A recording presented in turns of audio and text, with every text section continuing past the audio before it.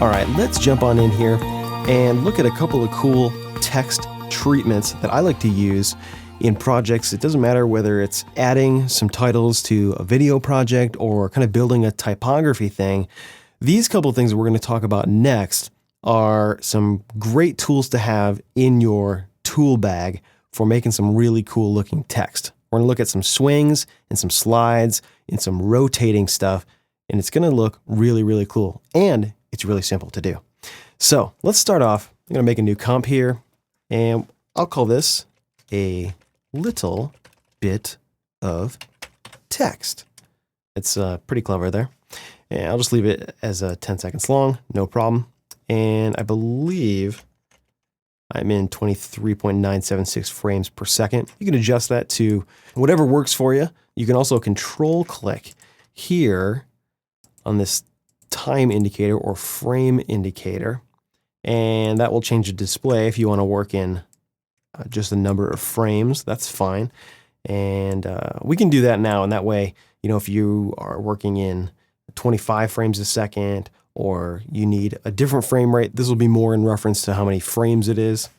You know, you have these different options available. First thing that I want to do is come up here and grab the text tool, and you see I've turned the transparent background off for right now, and that's fine. And I'll set this to fit up to 100%.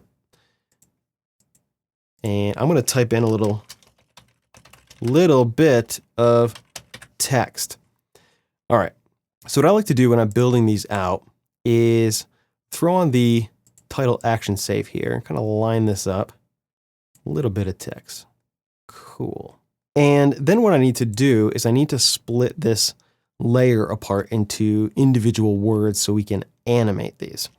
And there's a couple different ways you can do that. One, you can just kind of write out all the things, then manually space it. Or you can do something like this where you have a reference layer. And so we'll just enter them all manually now and then kind of line them up. So we'll do little bit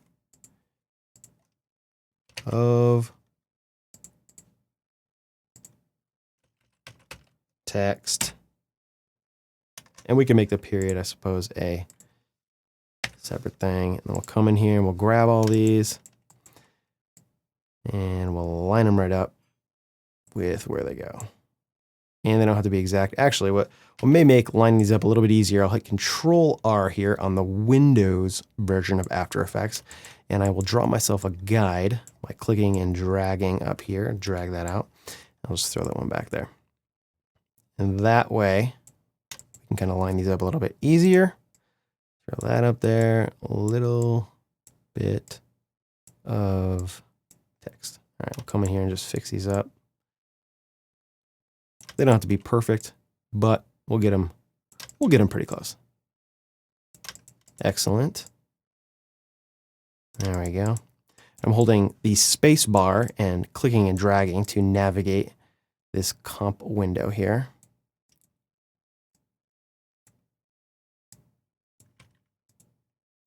I think I selected multiple layers there. Cool. All right, cool. That's great. Now I can come down here, and I apologize, it's a little bit squunched as far as workspace, but I'm trying to record a nice tight 720 image here. Usually I work on at least a 1080 desktop with a couple of extra monitors to spread things out a little bit, but I want to make sure this looks good for you. All right, so there we go. Now the next thing that I want to do is do one of the animations here. So let's start with the A. And what I like to do with these rotations and slides and flip outs is, let's say for this one, we want to make this kind of rotate into place. We don't have to work with a 3D layer or anything like that. We can just leave it 2D for now.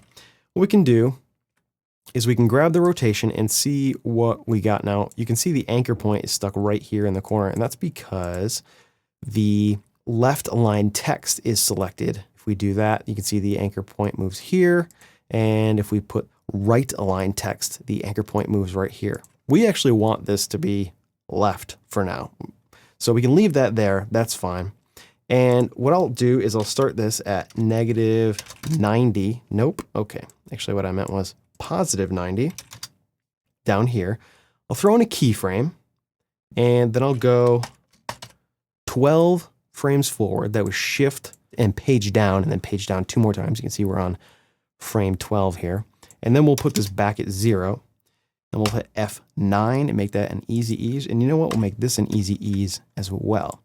And to give us an idea of what this is going to look like, I'm going to throw a motion blur on. Cool. We'll kind of play this. You get an idea of the animation. Now, the key to making these animations and text treatments really cool, it's all about the keyframes and massaging them so that they look really, really nice. What I like to do with these is adjust these keyframes here by going into the graph editor. I'll make some space here so you can see what's going on.